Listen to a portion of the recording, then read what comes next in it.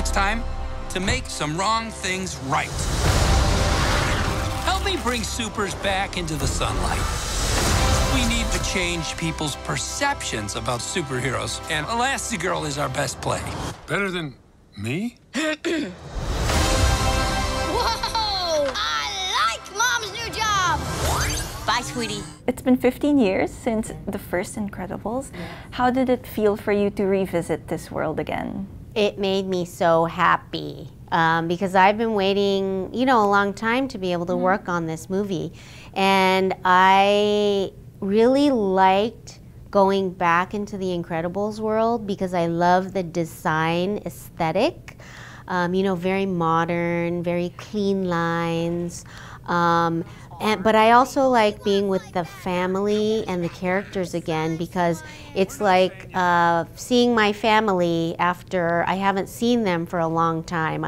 That's how I felt working on this movie again. Combustion imminent? What does that mean? Ah! It means fire, Robert. You mentioned that mid-century modern vibe. Did that limit you in terms of textures you could use and things like that? Well, whenever you kind of shoot for a certain time period, there are very material specific things that happen at that time based on like construction limitations, new materials that come out, and so it's a subtle thing, but texture can sometimes define a time period. Brad has always been on Incredibles movies. We use mid-century as an inspiration and a design aesthetic, but we can always do things that are present day. We can always pull from really something in the past.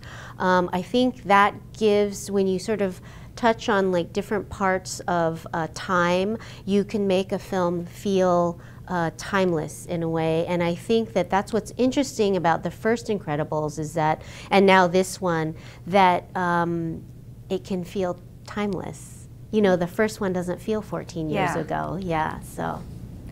Do you have a favorite set in the movie?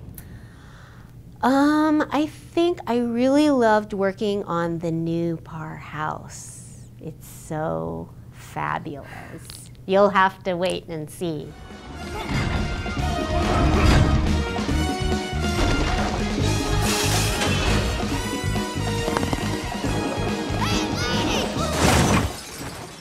The first Incredibles was such a hit, and then people were asking Brad Bird for a sequel, and he was saying he would only make a sequel if it was better than the first. So do you think this one is better than the first?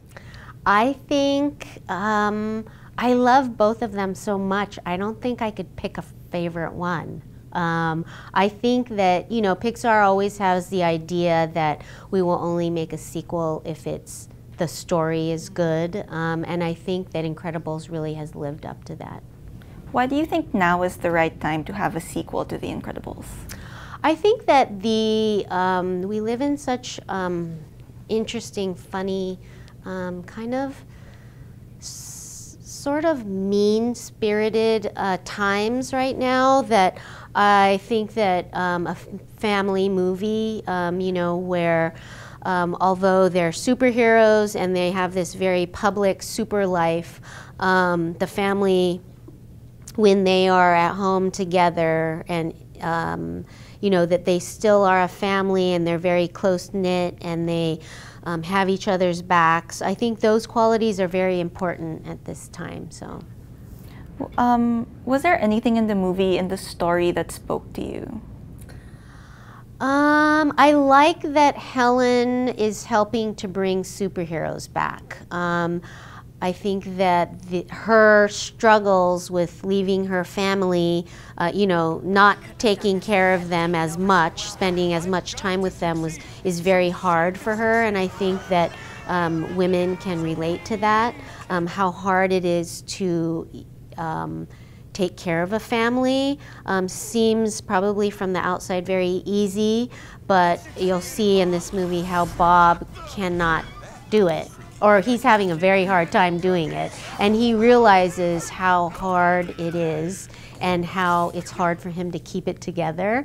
I admire all those qualities about being a female and having to juggle all those different aspects of career and home life. I also like how, you know, E is a female character also, but she doesn't have a family and just devotes her entire life to her creativity.